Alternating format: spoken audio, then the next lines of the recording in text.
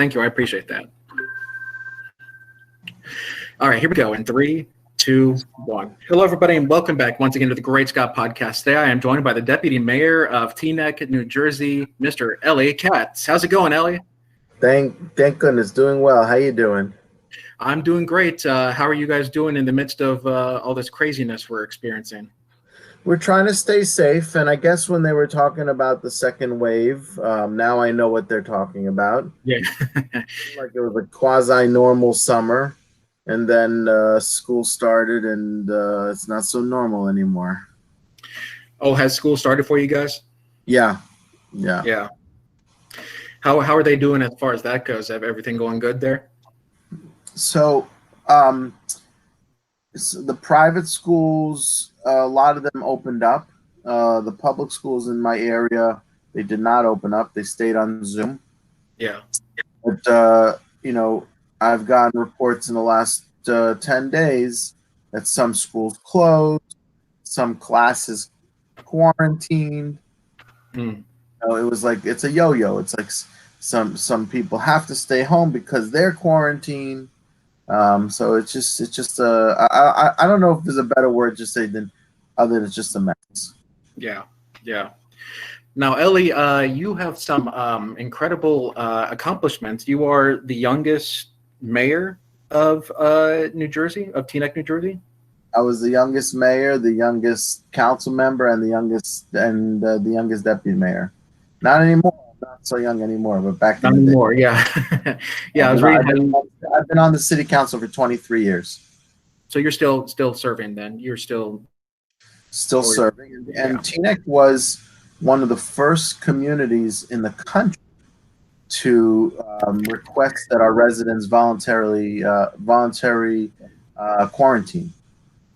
Like so it was we got a lot of media attention and news attention because it was so far-fetched what we were doing. It's like, wait a second, you're telling your residents to stay home, be inside, be there for 14 days. Not only did we get a lot of attention and media attention, I got a bunch of people in the community that called me up screaming at me that you have to call my boss. He won't let me come to work. He saw in the news that Teaneck is under quarantine. You have to call and let him know that I'm allowed to come. So it was wild in the beginning. And then on top of that, we have Holy Name Medical Center, which is a fantastic hospital located here in Teaneck. And they received national attention for all the great work that they were doing initially with the COVID patients.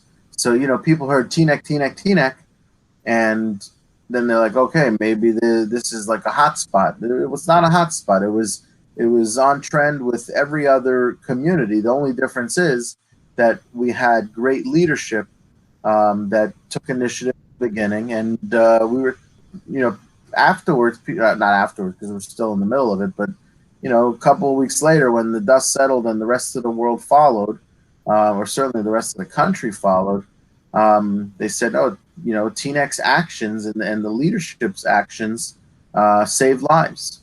We got people inside early. We got people to quarantine, to stay safe, and it was pretty. It was. I mean, I guess a good feeling to save lives, but it's certainly a good feeling to be a good leader for your community. Absolutely, that comes first. Absolutely.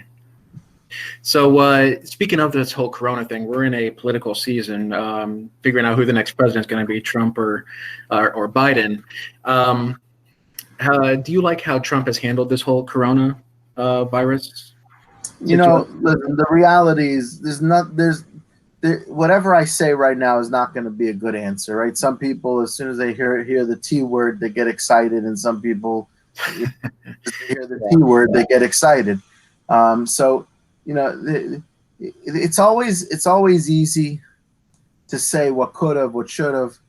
I have real estate, and I once came in and I said and I learned this lesson years ago, and it's actually a very good point. So I came into the real estate and I spoke to my super, and I started getting very upset. Why is there like garbage in the hall?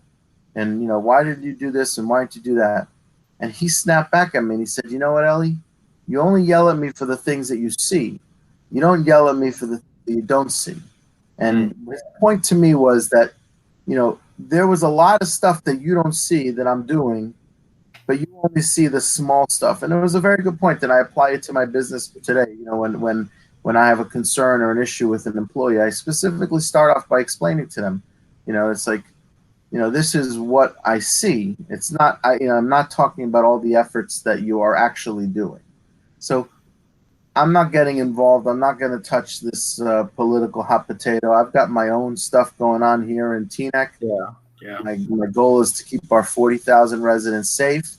My goal is to keep our merchants in business, and to make sure that Teaneck is still the best place to live, shop, and work. Now, politics was not your first choice as far as a career goes.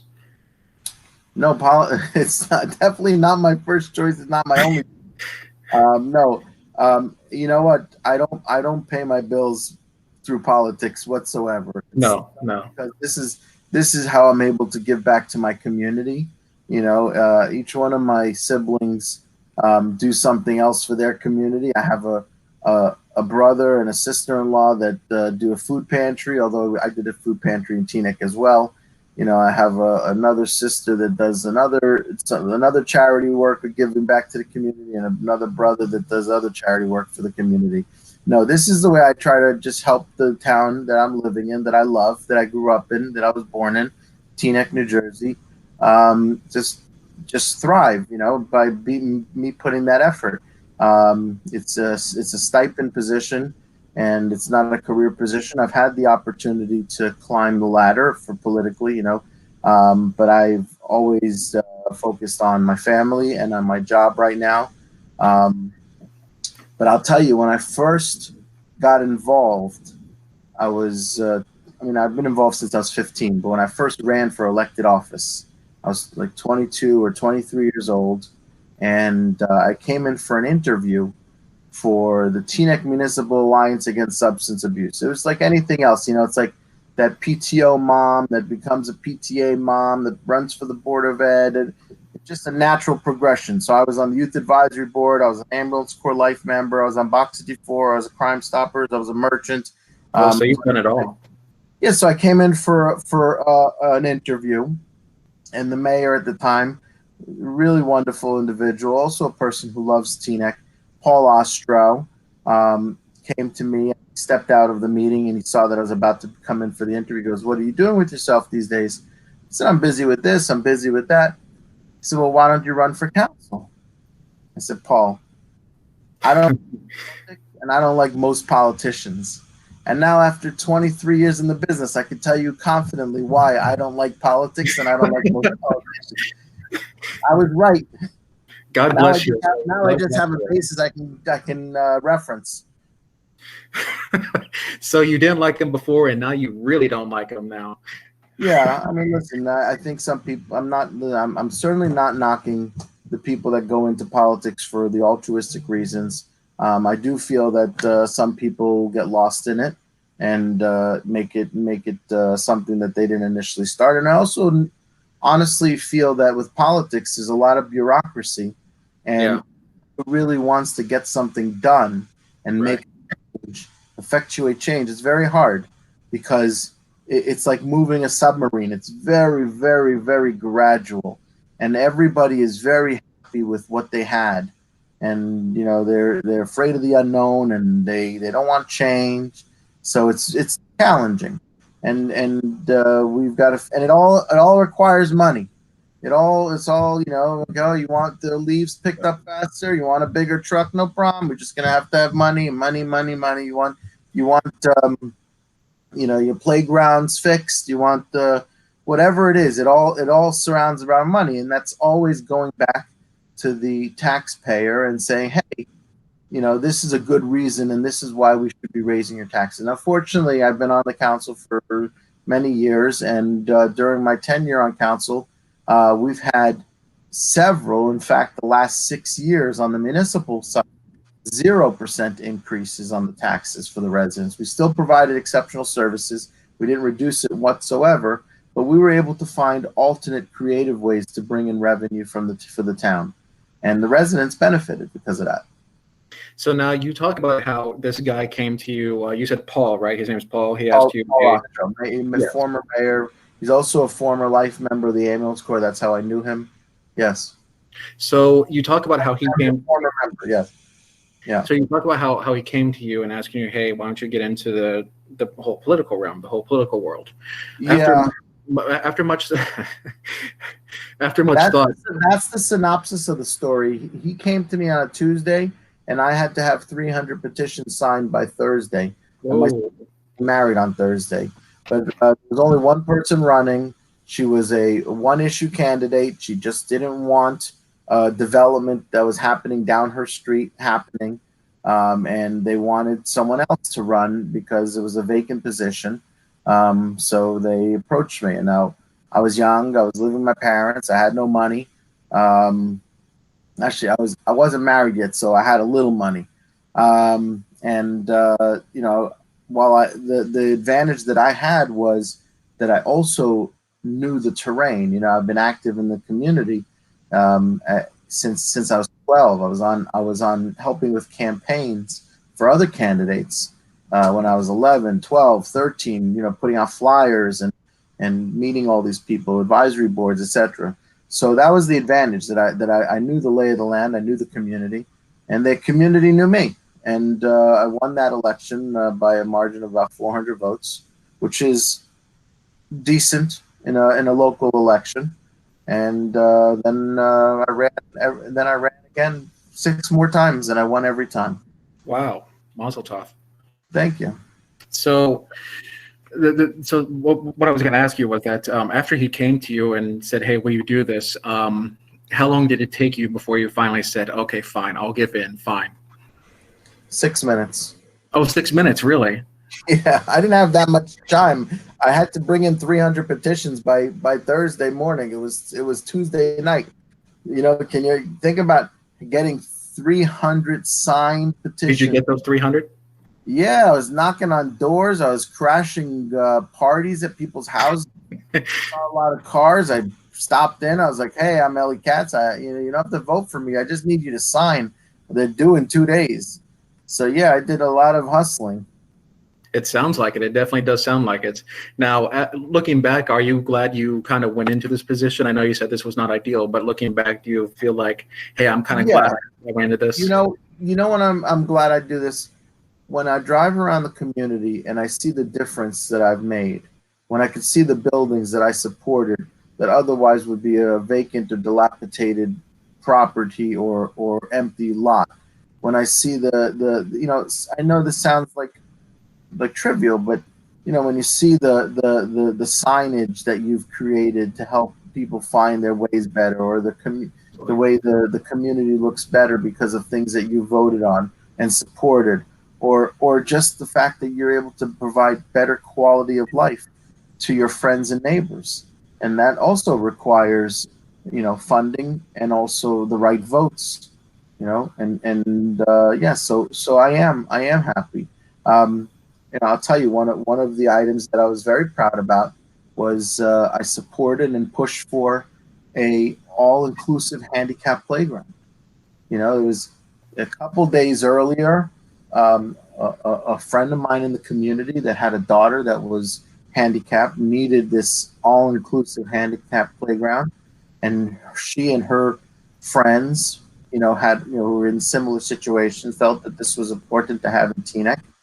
And, you know, they came to the council, and I was mayor at the time, and they're like, it's going to be about $350,000. Mm-hmm. And that's a big ticket item. Yeah. And I kind of had to turn her down in a nice way. I was like, listen, I don't think that we can do that. It sounds really important, you know, but $350,000 is a lot of money, you know, and I'm not sure we could do it. And anyways, through networking with the county and a few other relationships, we managed to get the money, and it was a nice addition to the township of Teaneck. And not only the township of Teaneck, but it's also the right thing to do, you know, to be able to provide this recreation for children that are handicapped. You know, so yeah, that was a very pleasant part of my job. But and I still drive. I still drive by that all-inclusive handicap playground now today. See it, Is and it I pretty know close? again. Is it pretty close to where you live at that handicap? Yeah, Teaneck is 6 square miles, so really everything is very close. We have an all-paid fire department with 4 firehouses. We have 23 parks. We have an all-paid, the busiest volunteer ambulance corps in the state of New Jersey, which is they do over 3,000 calls a year. We've got a university. I mentioned to you about our hospital, Yep. which is the Holy Name Medical Center. We've got 3 major highways going through the town. So we have and 4 business districts. So while we are not massive, we have a lot of great stuff going on here in It Teaneck. sounds like it, absolutely. I've never been to Teaneck. I need to come visit. You got to come. We got some amazing stores. We got a very famous ice cream store called Bischoff's. It's been here for about 90 years. Sounds good. People, whenever I tell people I'm from Teaneck, they're like, "Oh, I go to Bischoff's." I was like, "Oh yeah, very famous ice cream place." And the truth is, all the eateries, it's very interesting. It's really like United Nations. You can find food from all over the world here in Teaneck. Whatever it is that floats your boat, whether it's halal or kosher or Indian or whatever it is, we have so many amazing places at our business districts to shop. That's I mentioned to you earlier. It's the best place to live, shop, and we have commercial spaces where you can put your office here. Now, you talked about how you're not so much involved in politics today. What are you up to these days now, Elie? No, so I'm still active as a deputy mayor of Teaneck. Oh, okay. But I have a full-time job, and that's what pays the bills. I still am active in my community, especially now. I'm with COVID. I was this was the best thing that came for me out of COVID was the fact that I end up acquiring a small postage stamp space in my house that I could actually do my work in. I never had that before. We're in my basement, and 7 months ago, this was filled with toys and other junk. And when I realized that I'm going to be spending a lot of time in my basement or in my house, my wife agreed to let me clear out all the stuff. My kids were not using it anymore, but my wife was sentimentally attached to everything.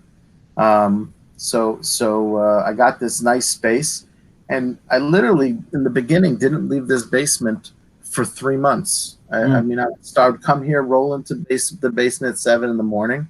I would do my work. I'd get involved with the community stuff. I put together a lot of programming for the community. I wanted to make sure that the residents were informed on what's going on. If you think back in the beginning of COVID, wear masks, don't wear masks. Take zinc, take this, take that. Stay away from this medication. Eat this medication. So I literally tried to focus on bringing this store's open, this store's closed. These stores are all closed. So I really tried to disseminate every single day as much information to my community as possible. And I also put together programming. We put together events like interfaith prayer or interfaith support call every single Sunday, where we had 5 or 6 members of the clergy, because their places were closed, provide a 3 to 5 minute session, and we had a couple hundred people every week on that. We had doctors from hospitals talking about their experiences with COVID, and we put calls together for that. We had I did a session, similar to you, like a podcast, where I would invite I had the sheriff. He told me how law enforcement has changed in the last few months. Yeah. We had people that were talking about how to get jobs. We had a fellow named Elie, who's a local writer for the newspaper, and very, very famous as far as helping people get jobs. And he came in and gave a little podcast on how to get jobs. So I kept providing this content for the community every single day to try to keep them both, I guess, mentally, physically, and spiritually strengthened. And you are a pretty religious guy yourself as well, if I'm not mistaken. You're a man of faith yourself. I try to be. Yeah. Yes. Yes. Okay. I guess we can all be better, right? Yeah, that's definitely true. Yeah. Do you feel like that you've gotten better in all those three ways ever since or these last few months? You know, it was very interesting that I paid attention during the faith because I was the moderator, and I paid attention during the interfaith support calls. And you know, I invited faiths that maybe you and I would not have heard of, or we heard of, but we don't know anything about them. It was very intriguing, you know, to hear some of the different the Baha'i faith and some of their beliefs. There's so many different ones, and I don't want to start mentioning and leaving anything out. But it was so interesting how you know, I guess it was just another reminder that we have so much similarity even when we're so different, regardless of what your religion is. You know, I mean, I had a bunch of imams, talk about, give their lectures on the interfaith support calls. So yeah, it was really a good experience for me. It helped ground me a little bit better, I think, and have a better understanding of working together with people, regardless of their religious backgrounds, colors, faiths, etc. So, Elie, I have one more question for you, sir. And this is a question that I like to end on whenever I have a guest come on. I've had quite a few famous people come on. I've had people from the government come on, like yourself. But now you have Elie Katz. Now I have Elie Katz. Yes, sir. And so this is the question I like to end on is, for anybody who's watching this or listening to this who wants to get into serving their state or city, whatever, like you do, what advice do you give to them? Go to the doctor, get your head checked. All right, that's it, ladies and gentlemen. Thank you. No. Listen, I think that it's public life has become very brutal, especially with social media. You know, anyone could write anything about anybody. I pretty much tune most of that stuff out. The reality is I'm so active in the community that most people already know why they either like me or hate me. You know, they don't have to read something on social media that says, "Oh, Elie Katz does this and takes candy from kids," and So I ignore that stuff, right? Yeah. But there's a lot of people out there, their lives are just so empty, and especially now they have so much more time on their hands, so that they have no problem sitting down and typing and being as negative as they want to be. And it's sad, because there's some of them are so creative. They can spend this energy. They can actually do a lot of good work and make a lot of good money if they're focusing on it. But my advice is get involved in the community and do it for the right reasons. And don't lose that compass of why you got involved. Don't turn it into a power thing for yourself. I'm very honored to be able to represent my community, and I'm honored every single day, no matter what, no matter the fact that I was a mayor, no matter the fact that I was deputy mayor, no matter the fact that I was, the youngest council member, etc. I work every day. I work hard for the residents of this community. I don't take it for granted, and I'm always accessible to them. That's something that I pride myself on. You can call me any name in the book. You can attack me on social media, but if you said that I don't return your phone call, that gets to me. It bothers me. I pride myself on being responsive to the community, and that's the advice I say. That what, we need good people in office, but you've got to make sure you're doing it for the right reasons. And if this is a career choice, then it's a career choice. Some people do make this into a career choice, but hopefully it'll pay your bills. Elie, I wish that every politician would learn from you, because obviously you look at the state of Washington and some of those politicians, not to attack by any means, but you kind of get what I mean. Listen, I definitely understand, and I also honestly feel that a lot of them get a bad rap. I think they come in like I said, I think they go in for the right reasons and they want to make a change. and then they get caught up in the system and the bureaucracy, and some of them get bitten. We have a great elected official, career elected official here in New Jersey, and I won't say the name. And I saw this person really try to make a difference, and I was so intrigued by that. And then that person got bitten. They because with every action, there's always people that are on the opposite side, and they got so much headaches and calls and everything about something that they were trying to do. And then I just saw that person take the path of least resistance from there on in. What will get me reelected for now on versus what can I do to make a difference? So listen, I make a lot of decisions every single year. Some of them are popular, some of them are not popular, but I always try to do what I think is going to be best for the community of Teaneck.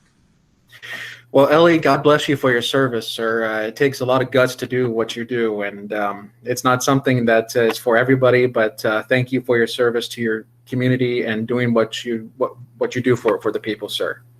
Thank you. I really appreciate it, and thank you for getting the messages out.